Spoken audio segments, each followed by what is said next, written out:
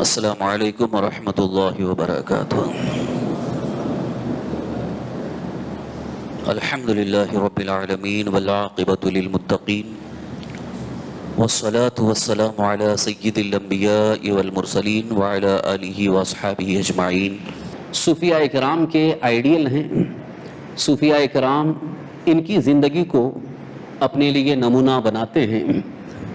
بہت ہی عظیم اور جلیل قدر صحابی ہیں، اور حق گوئی میں، حق بولنے میں اتنے جری اور اتنے بے باک تھے کہ کسی بھی موقع پر چاہے کوئی بھی ہو، لیکن حق بولنے سے کبھی آپ پیچھے نہیں ہٹتے تھے۔ سرکار دو عالم صلی اللہ تعالی وسلم کے وصال کے بعد جب فتنوں کا دور شروع ہوا، خاص طور پر یہ فتنہ حرہ جسے کہتے ہیں، جس میں سیدنا امام علی مقام امام حسین رضی اللہ عنہ کی شہادت رونما ہوئی، اس وقت بھی آپ موجود تھے مدینہ طیبہ میں۔ تو ادھر حضرت عثمان غنی رضی اللہ عنہ کی شہادت کے بعد جو حالات بنے، اس وقت ایک فتنہ بہت ہی خطرناک ابھرا ہوا تھا مروان بن حکم کا۔ تو اتفاق ہے کہ مروان بن حکم جب وہ غالب آیا، اور مروان بن حکم جب وہاں کا والی بنا، تو اس وقت کا دستور یہ تھا کہ جو والی بنتا ہے، جس کو گورنر بنا دیا جاتا ہے، وہ آ کر کے نماز بھی پڑھاتا ہے، وہی خطبہ بھی دیتا تھا۔ تو جب مروان بن حکم مسجد نبوی شریف میں جمعہ کی نماز کے لیے آتا تھا، تو وہ کچھ ایسے الفاظ خطبے میں بولتا تھا جو بہت ہی زیادہ چبھنے والے الفاظ، اور خاص طور پر اہل بیت اطہار کی توہین اور گستاخی کرتا تھا۔ حضرت ابو سعید خدری رضی اللہ عنہ کو بڑی سخت تکلیف ہوتی تھی ایک مرتبہ، اور اسی بنیاد پر اکثر خطبے میں نہیں رکتے تھے، کیونکہ خطبہ جو ہے وہ نماز کے بعد جو ہوتا تھا، اس کا ایک خطبہ دیتا تھا، تو اس خطبے کو سننے کے لیے کوئی نہیں بیٹھتا تھا، بلکہ نماز پڑھ کر کے نکل جاتے تھے۔ ایک دن اس نے جمعہ کے دن اس روش کو بدل دیا، یعنی نماز سے پہلے خطبہ شروع کیا، ممبر پر کھڑا ہو گیا۔ تو حضرت ابو سعید خدری رضی اللہ عنہ نے اس کا گریبان پکڑ کے اس کو کھینچا، تو اپنے وقت کا والی ہوگا، لیکن سنت مصطفیٰ کو تو بدل رہا ہے، اہل بیت مصطفیٰ کی توہین اور گستاخی مسجد نبوی میں کرتا ہے، جبکہ وہ والی تھا، وہ گورنر تھا، اس کو اقتدار تھا، اور اس وقت اس کے اوپر ایک ایسی ہیبت طاری ہو گئی کہ وہ خاموش ہو گیا۔ تو حضرت ابو سعید خدری رضی اللہ عنہ کا اسی وقت سے وہ دشمن بن گیا، لیکن آپ کو اس کی کوئی پرواہ نہیں تھی۔ جب اللہ کا بندہ اللہ کا خوف دل میں رکھتا ہے، تو پھر کسی کا خوف اس کے دل میں نہیں ہوتا، وہ بے باک ہوتا ہے، جری ہوتا ہے، اور حق بولنے میں کبھی پیچھے نہیں ہٹتا۔ حضرت ابو سعید خدری رضی اللہ عنہ وہ صحابی رسول ہیں جو ہمیشہ حق گوئی میں آگے رہے۔ تو آپ اس حدیث کو بیان فرماتے ہیں، قال رسول اللہ صلی اللہ تعالی علیہ وسلم یوشک ان یکون خیر مال المسلم غنم یتبع بها شعف الجبال ومواقع القطر یفر بدینہ من الفتن۔ قیامت کے قریب ایک ایسا زمانہ آئے گا کہ حضور اکرم صلی اللہ علیہ وسلم نے پہلے ہی بتا دیا کہ بڑا ہی خطرناک دور ہوگا، بہت ہی سنگین دور ہوگا۔ حضور نے اس کی طرف اشارہ فرمایا۔ پہلے حدیث پاک کا ترجمہ، اس کا ٹرانسلیشن آپ سن لیں۔ حضرت ابو سعید خدری رضی اللہ عنہ سے مروی رسول اللہ صلی اللہ علیہ وسلم نے ارشاد فرمایا، بہت جلد وہ وقت آنے والا ہے کہ مسلمان کا بہترین مال بکریاں اور بھیڑیں ہوں گی کہ اپنے دین کو بچانے کے لیے جنہیں لے کر وہ پہاڑ کی چوٹیوں اور بارش کی جگہوں پر چلا جائے گا۔ رسول کائنات صلی اللہ تعالی وسلم یہ ارشاد فرما رہے ہیں اور پیشن گوئی فرما رہے ہیں کہ قیامت کے قریب ایک ایسا زمانہ آئے گا، ایسے حالات ہوں گے کہ لوگوں کو دین بچانے کے لیے آبادی سے نکل کر جنگل میں جانا پڑے گا۔ اس وقت ایک مومن کے لیے، ایک مسلمان کے لیے سب سے بہتر مال، یعنی جس میں حلال طیب پاکیزہ مال، کوئی حرام کی آمیزش نہ ہو، تو اس کے لیے بہتر طریقہ یہی ہوگا کہ وہ چند بکریاں لے کر کے جنگل میں پہاڑ کے دامن میں جا کر کے اپنی زندگی گزارے، تب جا کے اس کا دین محفوظ ہوگا. اور اگر وہ آبادی میں، شہر میں، بستی میں اگر رہے تو اتنے فتنوں میں وہ گھر جائے گا کہ اپنے دین کو بچا نہیں سکے گا. اب اسی سے آپ اندازہ لگا لیجئے کہ رسول کونین صلی اللہ تعالی وسلم نے یہ جو فرمایا کہ اس وقت مسلمان کے لیے سب سے بہتر مال بھیڑیں، بکریاں، کہ وہ اپنے دین کو بچانے کے لے کر پہاڑ کی طرف چلا جائے گا. اس سے اشارہ کیا ہے؟ اس سے اشارہ دو چیزوں کی طرف بڑا اہم اشارہ ہے. ایک تو یہ ہے کہ حرام مال سے بچنا مسلمان کے لیے بہت مشکل ہو جائے گا. حرام غذا سے بچنا بہت مشکل ہو جائے گا. تو اب وہ حرام غذا سے بچنے کے لیے اپنا دین بچانا ہے نا، کیونکہ ہمارا دین تو یہی کہتا ہے کہ حرام کھانا نہیں ہے. حرام لقمہ، ایک بھی لقمہ، ایک قطرہ بھی اپنی زبان پر نہ آئے. تو اب حرام سے بچنے کے لیے آدمی کو کیا کرنا پڑے گا کہ وہ یا تو آبادی کو چھوڑ دے، بستی کو چھوڑ دے، چلا جائے اور ایسی جگہ پر چلا جائے کہ وہاں اس کے لیے خالص حلال مال ملے. تو اب ایک صورت جو حضور نے بیان فرمائی ہے، یہ تو ایک طریقہ حضور نے بیان فرمایا کہ اگر کوئی حلال مال ہی حاصل کرنا چاہتا ہے اور سارے راستے بند ہو گئے ہیں تو اس کے لیے ایک بہتر پاکیزہ ایک حلال راستہ یہ ہوگا کہ اگر اپنی حلال رقم سے ایک دو بکریاں لے کر کے جنگل میں اگر چلا جائے گا تو انہی بکریوں سے اس کا گزارا ہو سکتا ہے. تو یہ اشارہ اس بات کی طرف ہے کہ حرام مال سے بچنا ایک بہت مشکل ہوگا اور یہ بھی ایک بہت بڑا فتنہ ہے. یہ بھی ایک بہت بڑا فتنہ ہے. اب آج کے حالات کے پیش نظر میں چند جھلکیاں آپ کو بتاؤں تو آپ کو یقین ہو جائے گا کہ آج دیکھیے کہ کاروبار میں، تجارت میں، بزنس میں اتنے معاملات ہیں کہ ایک حلال راستے سے مال کمانے والا جب یہ سوچتا ہے کہ ارے اتنا ڈیپ میں جا کر کے ہم کو چلنا پڑے گا، بہت مشکل ہے، تو وہ چھوڑ دیتا ہے. کیونکہ معاملات آج کل ایسے ہیں کہ کہیں نہ کہیں جا کر کے یا تو سودی کاروبار سے جڑ رہے ہیں، مال حرام سے جڑ رہے ہیں، کہیں رشوت سے جڑ رہے ہیں، کہیں جھوٹ سے جڑ رہے ہیں، جو کہ آمدنی کے حرام ذرائع کہیں نہ کہیں جا کر کے ٹچ ہو رہے ہیں. اب ان سب سے اگر بچنا چاہتا ہے تو اس کے لیے تھوڑی سی مشکل ہوگی، لیکن پھر بھی اللہ تعالیٰ اسے حلال مال کا راستہ عطا فرمائے گا. یہ اس سے پہلے بھی میں نے شاید عرض کیا تھا، آپ کو یاد ہوگا کہ یہ دستور ہے اللہ تعالیٰ کا کہ جب بندہ حلال راستے سے تلاش کرتا ہے روزی کو تو اللہ تعالیٰ اسے حلال راستے ہی سے عطا فرماتا ہے. اگر کوئی حرام راستے پہ جاتا ہے تو پھر وہ حرام ہی اس کو غذا ملتی ہے. غذا تو ملنی ہے کیونکہ اللہ تعالیٰ کا وعدہ ہے وَمَا مِن دَابَّةٍ فِي الْأَرْضِ إِلَّا عَلَى اللَّهِ رِزْقُهَا. زمین میں کوئی بھی چوپایا، کوئی جانور، کوئی جاندار ایسے نہیں جس کا رزق اللہ کے ذمے نہیں. یعنی ہر ایک کا رزق اللہ کے ذمے ہے. یہاں تک کہ چونٹیاں، چھوٹی سی مخلوق ہے، ان کا بھی رزق اللہ تعالیٰ عطا فرما رہا ہے. تو سب کا رزق اللہ تعالیٰ نے رکھا ہے زمین پر، اور جہاں کہیں مخلوق ہے اس کے لیے اللہ تعالیٰ نے رزق کا انتظام فرما دیا. لیکن حلال و حرام کی تمیز یہ بندوں کے لیے ہے، مکلفین کے لیے ہے، ایمان والوں کے لیے ہے. لہٰذا اب ایمان لانے کے بعد ہماری ایک بڑی ذمہ داری یہ بنتی ہے کہ ہمیں حلال و حرام کی تمیز کرنی ہے کہ کون سا مال حلال ہے، کون سا مال حرام ہے.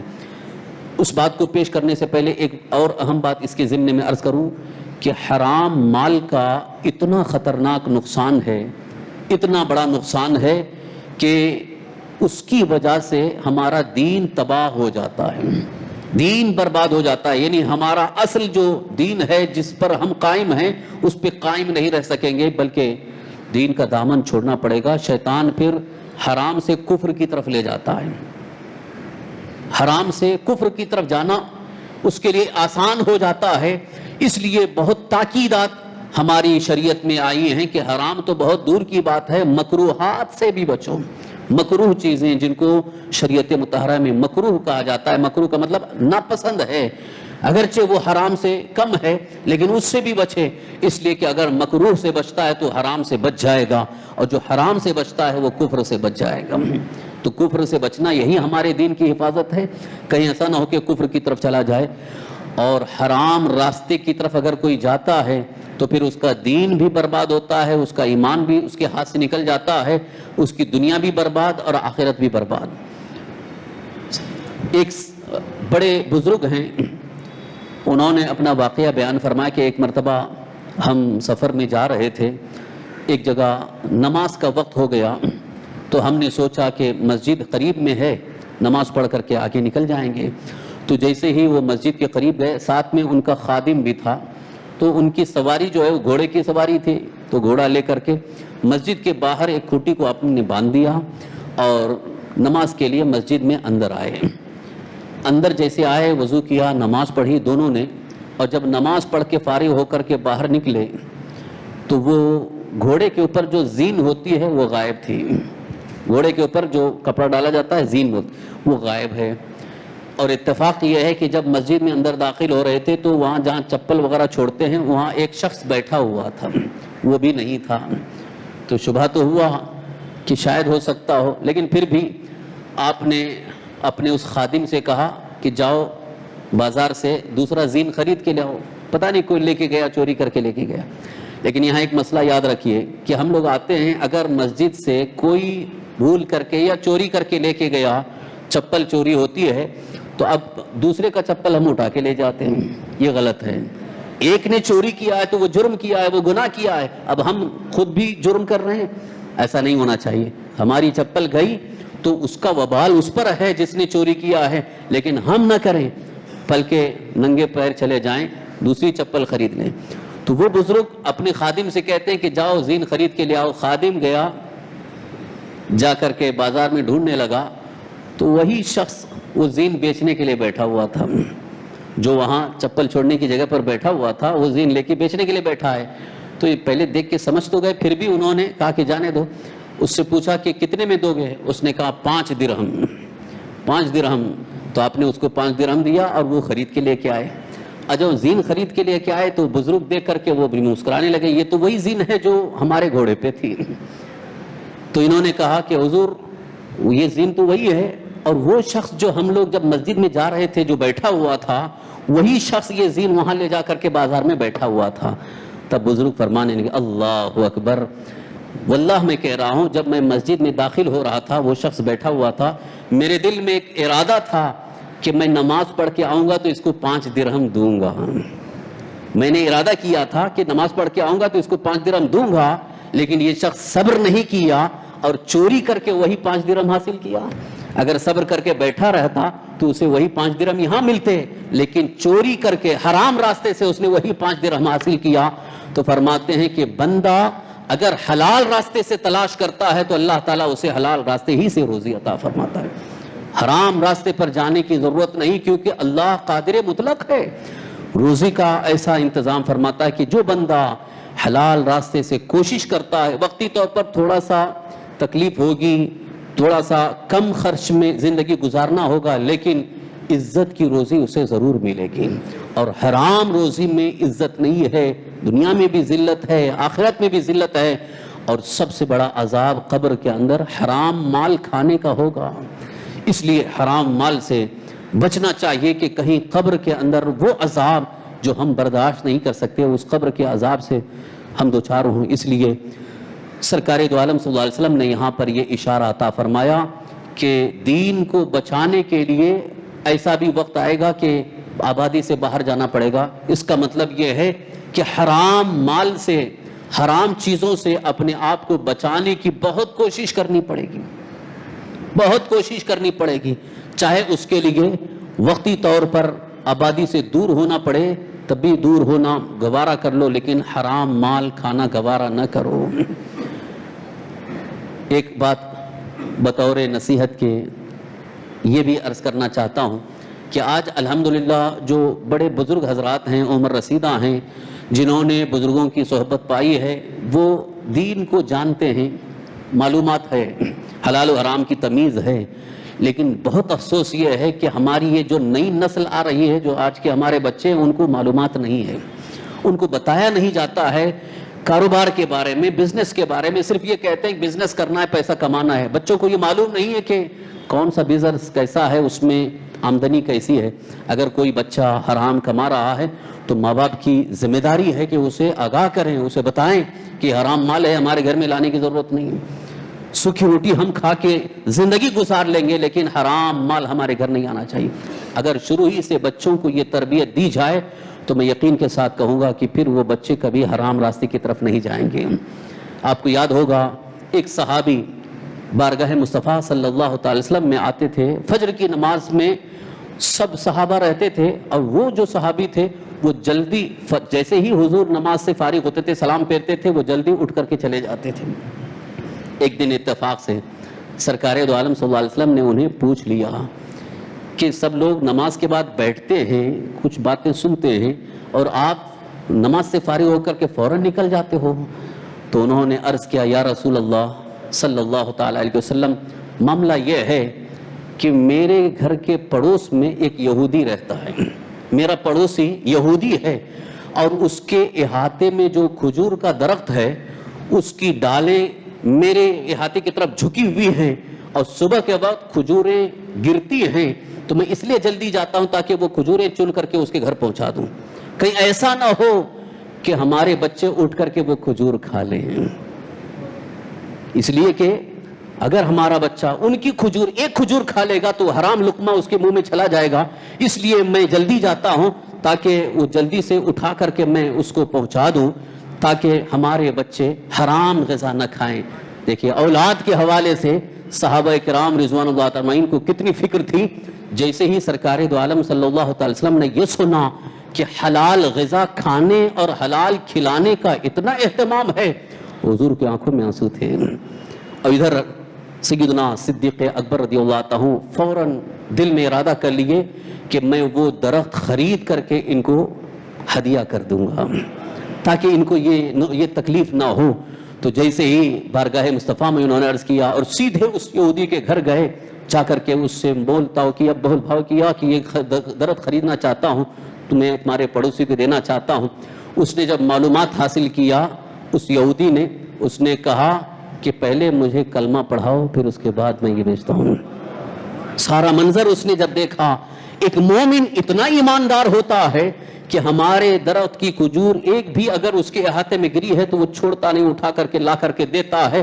वाकई इतना अच्छा इस्लाम है तो मैं उसी इस्लाम को कबूल करता हूँ। अल्लाहु अकबर, ये असल इस्लाम का चेहरा है। आज माज़ल्लाह सुम्मा माज़ल्लाह, आज हालात ये हो गए कि बहुत सारे लोग ये सोचते हैं कि हमको जल्दी से उसका मिल जाए, कहीं से हमको मिल जाए, और अपना हो गैर हो किसी को नहीं छोड़ते, जल्दी से माल हासिल करने की कोशिश में लगे रहते हैं। यही बहुत ही ख़तरनाक हमारी ज़िंदगी के लिए है, हमारे अकायद के लिए है, अखलाक के लिए है। और इसका सबसे ख़तरनाक वबाल औलाद पर होता है कि जो लोग अपनी औलाद को हराम माल खिलाते हैं वो औलाद कभी राह रास्त पर नहीं, वो हमेशा भटकते रहेंगे, कहीं नशा के रास्ते पर, कहीं इधर उधर बर्बादी होते जाएंगे। इसलिए हमेशा हलाल खाने की कोशिश करें और हराम माल से बचने की कोशिश करें। अल्लाह के हबीब हमारे आका सरवर कायनात सल्लल्लाहु अलैहि वसल्लम से जब हज़रत साद बिन अबी वक़ास रज़ियल्लाहु अन्हु ने अर्ज़ किया, या रसूल अल्लाह, कोई ऐसी दुआ, कोई ऐसा वजीफ़ा बताएं जिससे मैं मुस्तजाबु दावत हो जाऊँ, यानी मेरी दुआ अल्लाह की बारगाह में फ़ौरन कबूल हो जाए। तो सरकार दो आलम सल्लल्लाहु अलैहि वसल्लम इरशाद फरमाते हैं, ऐ साद, हलाल खाओ मुस्तजाबु दावत बन जाओगे, हलाल खाओ तुम्हारी दुआ अल्लाह की बारगाह में ज़रूर कबूल होगी। तो हराम माल ये बहुत ही ख़तरनाक है हमारे लिए, हमारी औलाद के लिए, इसलिए कोशिश ये की जाए कि हराम माल से बचना है। तो आज के दौर में एक बहुत बड़ा फितना ये हराम कारोबार, हराम माल का भी है। बाज़ लोग ये समझते हैं कि कुफार, मुशरिकीन, यहूद और नसारा, इनके फितने ही बड़े अहम हैं। अरे वो तो दूर हैं, अभी यहाँ जो हमारे दरमियान, जो हमारे साथ बहुत सारे मामलात लगे हुए हैं, ये भी कई अहम फितने हैं जिनको हम समझ नहीं पा रहे हैं। कुछ दिनों पहले ये मुझ तक खबर पहुंची थी कि आज भी बहुत सारे मुसलमानों के दरमियान ये हराम कारोबार चल रहा है। उसकी तरफ मैं तवज्जो दिलाना चाहूँगा कि अगर कहीं आपकी नज़र में आए तो उन्हें नसीहत कर देना कि टके पर पैसा देना, ये सिलसिला चूँकि गैरों में चलता था, जैन मारवाड़ी वगैरह करते थे, अब मुसलमान भी करने लगे हैं कि जैसे मैंने आपको 1 लाख रुपए दे दिया और ये उस पर फिक्स कर दिया कि मुझे महीना महीना 5,000 रुपये दे देना, 10,000 दे देना, फिक्स कर दिया। और वो 1 लाख वो भी कर्ज है, बतौर कर्ज दिया है और उस पर کچھ ٹکا فکس کر دیا، پرسنٹیج فکس کر دیا کہ اتنا پرسنٹ مجھے ہر مہینہ چاہیے یا اس پر بڑھ کر کے مجھے چاہیے، آپ جانتے ہو یہ کیا ہے؟ اللہ کے رسول ہمارے آقا سرور کائنات صلی اللہ علیہ وسلم ارشاد فرماتے ہیں کل قرض جر نفعا فہو ربا، قرض دے کر نفع حاصل کرنا یہ سود ہے، یہ حرام ہے۔ قرآن پاک میں اللہ تعالیٰ کا فرمان ہے احل اللہ البیع وحرم الربا، اللہ نے تجارت کو، خرید و فروخت کو حلال فرمایا ہے اور ربا سود کو حرام فرمایا۔ تو سود کی جو شکلیں ہیں، جو صورتیں، ان میں سے ایک یہ بھی ہے کہ کسی مسلمان کو قرض دے کر اس پر نفع حاصل کرنا یہ سود ہے۔ جیسے ہم نے کسی کو اگر قرض دیا، اس پر ایک پیسہ بھی زائد ہم نے لے لیا تو یہ سود ہے۔ بعض لوگ اس کو سمجھ نہیں پا رہے ہیں، بعض لوگ کہتے ہیں کہ نہیں یہ تو انویسٹمنٹ ہے۔ انویسٹمنٹ جسے کہا جاتا ہے، انویسٹمنٹ مطلب یہ ہے کہ کاروبار میں شرکت کرنا، تجارت میں شرکت، اس کا طریقہ یہ ہے، جو جائز حلال راستہ ہے، طریقہ ہے، وہ یہ ہے کہ اگر آپ کو پیسہ لگانا ہے کسی کاروبار میں تو اس کا شرعی طریقہ یہ ہے کہ جس کے ساتھ آپ کی شرکت ہو رہی ہے، جس کے ساتھ آپ کاروبار میں شریک ہو رہے ہیں، اس میں نفع نقصان دونوں میں برابر رہے، اور یہ کہ یہ قرض کے طور پر نہ ہو بلکہ ہم نے یہ کاروبار میں لگایا ہے۔ جیسے ایک صاحب وہ 1 لاکھ لگا رہے ہیں، ہم نے بھی 1 لاکھ لگایا، دونوں مل کر کے کاروبار ہم نے شروع کیا، 2 لاکھ روپے میں کاروبار شروع کیا، اب جو بھی نفع نقصان ہوگا اس میں برابر برابر کے شریک رہیں گے۔ تو یہ درست ہے، یہ جائز ہے، یہ حلال تجارت ہے۔ اس کو اگر آپ انویسٹمنٹ کہتے ہیں تو تب تو صحیح ہے، لیکن اگر ایک طرفہ آپ نے فکس کر دیا کہ چاہے تم کو نقصان ہو، چاہے لاس ہو، کچھ بھی ہو، لیکن مجھے اتنا ملنا چاہیے، فکس کر دیا، تو یہ حرام ہو جاتا ہے۔ اور اس طریقے سے بہت سارے لوگ مال کما رہے ہیں، بزنس کر رہے ہیں، انہیں یہ نصیحت کیا جائے، انہیں بتایا جائے کہ یہ طریقہ حرام ہے، ہماری شریعت مطہرہ میں بالکل جائز نہیں ہے۔ ساتھ ہی ساتھ کون کون سے ایسے راستے ہیں یا کون سے ایسے کاروبار ہیں، کون سے ایسے بزنس ہیں جس میں حرام کی شکل و صورت بن جاتی ہے، اس کے لیے میں آپ سے گزارش کروں گا کہ اپنے قریبی جو معتبر سنی صحیح العقیدہ علماء دین ہیں، ان سے قریب ہو کر کے آپ اپنے سارے معاملات کو پیش کر دیجیے، یہ میں کاروبار کر رہا ہوں، اس میں یہ شکل ہے، شرعاً درست ہے کہ نہیں، تو آپ کو وہ شرعی طریقے کے مطابق بتا دیں گے، تو پھر آپ کو اطمینان بھی ہو جائے گا تاکہ آپ کی آمدنی حلال اور جائز ہو جائے۔ وقتی طور پر حرام آمدنی بہت اچھی لگتی ہے، کچھ لوگوں کو ایسا لگتا ہے کہ ارے یار یہ سب نہیں کریں گے تو ہم ترقی کیسے کریں گے، ہمارے خرچے کیسے پورے ہوں گے، اور بڑے بڑے منصوبے ہیں، ہم کو بنگلو لینا ہے، ہم کو یہ کرنا ہے، وہ کرنا ہے، اس میں ہم نہیں چل پائیں گے۔ تو آپ کو اس سلسلے میں صبر کرنا ہوگا، کیونکہ اللہ تعالیٰ کا وعدہ ہے ان اللہ مع الصابرین، اللہ تعالیٰ صبر والوں کے ساتھ ہے۔ اگر وقتی طور پر حلال مال آنے میں کمی ہو رہی ہے، خرچ کم خرچ کے لیے انتظام ہو رہا ہے، تو کم خرچ میں زندگی گزار لیں، صبر کریں، لیکن ناجائز و حرام مال کی طرف ہرگز نہ جائیں۔ یہ بھی ایک بڑا خطرناک فتنہ تھا جس کی طرف ہم نے اشارہ کر دیا۔ اور اس کے علاوہ عقائد کے متعلق بھی بڑے بڑے فتنے ہیں کہ کبھی یہ فتنہ آپ کے قریب ہوگا، آپ سے یہ کہا جائے گا کہ اس چیز کو مان لو، تمہارے لیے بہت اچھا ہے، بہت بہتر ہے۔ یہ بھی چونکہ ہم ہندوستان میں رہتے ہیں، ملی جلی آبادی ہے جس میں ہر قسم کے عقیدے، ہر قسم کے نظریات، ہر قسم کے افکار، خیالات وغیرہ لوگ رکھتے ہیں۔ اب دوستی اور تعلقات، کبھی بزنس کے تعلقات ہیں، کبھی بچپن کی دوستی ہیں، تو دوستی اور تعلقات میں عقائد اور نظریات میں بھی کبھی کبھی ہم کمپرومائز کرنے کی کوشش کرتے ہیں، لہٰذا یاد رکھیے یہ بھی ایک بہت بڑا فتنہ ہے۔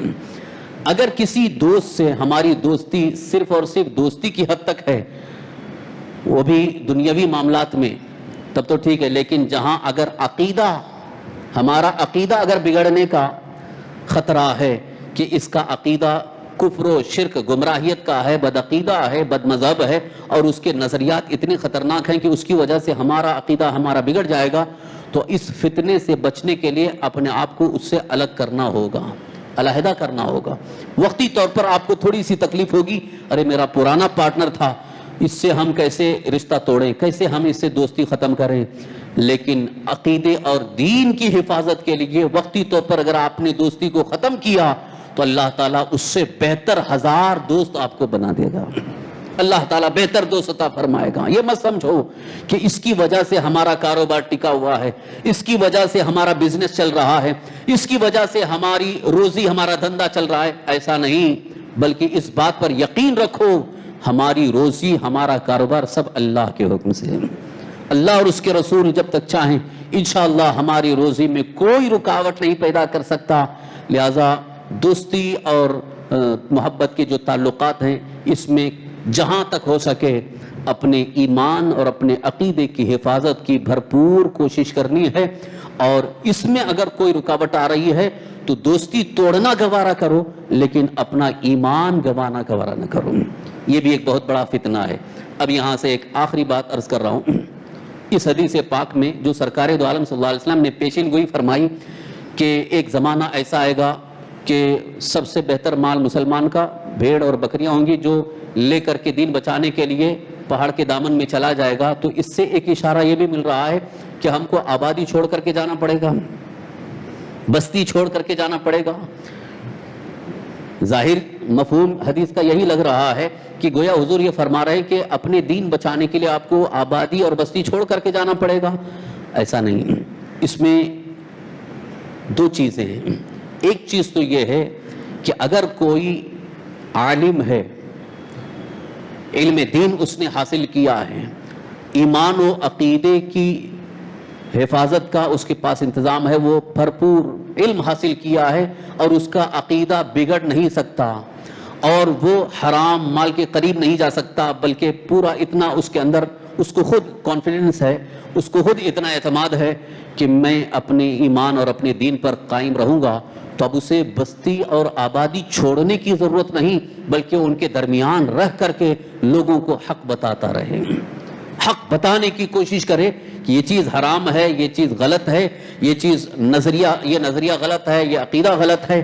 لہذا اس کو دوہرا ثواب ملے گا. ایک تو وہ اپنا دین بھی بچا رہا ہے، دوسروں کا دین بھی بچا رہا ہے. اور ساتھ ہی ساتھ جو عالم دین نہیں ہے، جس نے علم دین تو حاصل نہیں کیا، لیکن اگر علماء سے قریب رہ کر، عالم دین سے قریب ہو کر، ان کا دوست بن کر، ان کی محبت میں رہ کر کے اپنا دین بچا سکتا ہے اور سارے فتنوں سے اپنی حفاظت کر سکتا ہے، تو اب اسے بھی آبادی اور بستی چھوڑنے کی ضرورت نہیں. ان کے درمیان رہ کر وہ اپنے دین پر، اپنے ایمان پر، اپنے عقیدے پر قائم رہے اور حرام چیز کو اپنے قریب بھی آنا نہ دے، تو یقیناً اسے بھی اللہ ثواب عطا فرمائے گا، اس کا دین بھی محفوظ رہے گا.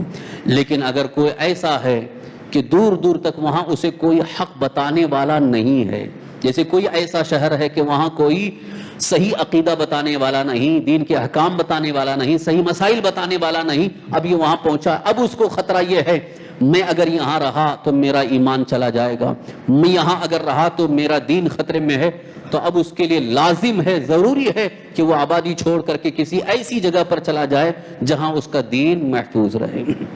یہ دو چیزیں ہیں. تو آج تو الحمدللہ ثم الحمدللہ اس شہر کے اندر اچھے مستند باصلاحیت سنی صحیح العقیدہ علماء اور مفتیان اکرام موجود ہیں. تو آپ اپنے ایمان اور اپنے دین کی حفاظت کے لیے ان سے قریب ہو کر پوری طرح سے اپنے دین کو بچا سکتے ہیں. اپنے دین کی حفاظت خود کرنی ہے. جیسا کہ ابھی آپ کو ایک پیغام دیا جا رہا ہے، ایک سندیشہ دیا جا رہا ہے، اپنی حفاظت خود کرو، ماسک لگاؤ، اپنی حفاظت خود کرو. کیوں؟ اس لیے کہ سب کو کرونا کا خطرہ اتنا لاحق ہو گیا ہے، اتنی دہشت طاری ہو گئی ہے کہ ایسا لگتا ہے کہ معاذ اللہ خدا سے بھی زیادہ کرونا سے ڈر رہے ہیں. کرونا ایک بیماری ہے، ایک وبا ہے، بلا ہے، حفاظتی انتظام کرنا ہے، لیکن میں کہوں گا اس سے زیادہ اللہ سے ڈرو، اللہ سے ڈرو، اللہ کا خوف دل میں ہو اور حرام چیزوں سے اپنے آپ کو بچانے کی کوشش کریں، اور پھر اللہ کی بارگاہ میں خود دعا کرو، اللہ تعالیٰ ہر بلا سے وبا سے محفوظ فرمائے گا. کیونکہ بیماری آتی ہے اللہ کے حکم سے اور حفاظت بھی ہوتی ہے تو اللہ کے حکم سے. اس پر تو ہمیں یقین رکھنا ہوگا. آپ نے خود دیکھا ہوگا ابھی لاک ڈاؤن میں، اور جب سے یہ کرونا کا مسئلہ پھیلا ہے، آپ کو اس بات کا یقین ہو گیا ہوگا کہ جو بہت زیادہ احتیاط کر رہے تھے وہ بھی اس میں پازیٹیو پائے گئے ہیں. ایسا کیوں؟ کچھ ایسے فلمی ایکٹرز جن کا نام آ رہا تھا ان کو بھی پازیٹیو ہو گیا. میں پوچھتا ہوں ان کو کرونا کیسے لگ گیا؟ یہ تو بالکل ہی محفوظ جگہ پہ رہنے والے، عوام میں بھیڑ میں کہیں جانے والے نہیں ہیں، کھانے پینے میں بہت زیادہ احتیاط کرنے والے، ان کو کیسے ہو گیا؟ کسی لیڈر اور نیتا کو کیوں ہو گیا؟ تو جو لوگ یہ سمجھ رہے ہیں کہ نہیں بھیڑ بھاڑ کی وجہ سے یا لوگوں کے ساتھ ملنے جلنے کی وجہ سے بیماری لگ گئی ہے، کرونا لگ گیا، یہ غلط ہے۔ بیماری اللہ کے حکم سے ہے، یہ تقدیر سے ہے، لہذا تقدیر پر ہمارا پورا ایمان ہونا چاہیے۔ لہذا اگر ہم اپنی حفاظت خود کر رہے ہیں بیماریوں سے اور بہت ساری چیزوں سے، تو اسی طرح سے ہمارے لیے ایک لازم اور ضروری ہے کہ ہمیں اپنے دین کی بھی حفاظت کرنی ہے۔ کوشش کریں گے، کوشش کریں کہ ہم کو ہمارے دین کی حفاظت ہمیں خود کرنی ہے، اور اس کے لیے جو بھی الحمدللہ طریقہ سنت مصطفیٰ موجود ہے اس کو اپنا کر شریعت مصطفیٰ کی روشنی میں دین کی حفاظت کرنے کی کوشش کریں۔ اگر آپ کوشش کرتے رہیں گے تو اللہ تعالیٰ کچھ نہ کچھ ایسے اسباب عطا فرمائے گا کہ خود بخود آپ محفوظ ہو جائیں گے۔ جیسے ہم بیماری سے بچنے کے لیے تدبیر کر رہے ہیں، سینیٹائزر لگا رہے ہیں، ماسک لگا رہے ہیں، اور ایسی ویسی جگہوں پر نہیں جا رہے ہیں، کھانے پینے میں احتیاط کر رہے ہیں، اور اپنی امیون پاور کو بڑھانے کے لیے اچھی اچھی غذائیں کھا رہے ہیں۔ صحت کی حفاظت بہت اہم چیز ہے، صحت ہے تو تندرستی ہے تو بہت کچھ نعمت ہے۔ لہٰذا جس طرح سے ہم صحت کی حفاظت کر رہے ہیں، اپنی تندرستی کی حفاظت کر رہے ہیں، اور بیماریوں سے بچنے کے لیے سارے تدابیر اختیار کر رہے ہیں، اسی طرح سے اپنے دین کی حفاظت کے لیے تمام حرام چیزوں سے اپنے آپ کو بچانا ضروری ہے، ورنہ کل قبر میں یا میدان محشر میں اس کا آپ کو احساس ہوگا، ارے اس وقت ہم نہیں بچے تھے، آج اس کی سزا ہمیں بھگتنی پڑ رہی، اور اس کی سزائیں دنیا میں بھی ہوتی ہیں۔ لہذا فتنوں سے بچنے کی جتنی تدبیر ہو سکے آج تدبیریں کرتے رہیں، خاص طور پر حرام مال سے، حرام تجارت سے، حرام غذا سے اپنے آپ کو بچانا ہے، اور ساتھ ہی ساتھ ایسے عقیدے، ایسے نظریات، ایسی فکریں جس کی وجہ سے ہمارا دین، ہمارا عقیدہ بگڑ جائے، اس سے بھی اپنے آپ کو بچانا بے انتہا ضروری ہے، تاکہ ہم دنیا میں بھی کامیاب رہیں اور آخرت میں بھی کامیاب ہوں۔ اللہ تعالیٰ کی بارگاہ میں دعا ہے اپنے حبیب مکرم سید عالم صلی اللہ تعالی علیہ وآلہ وسلم کے صدقے طفیل ہم سب کی تمام پریشانیوں کو دور فرما۔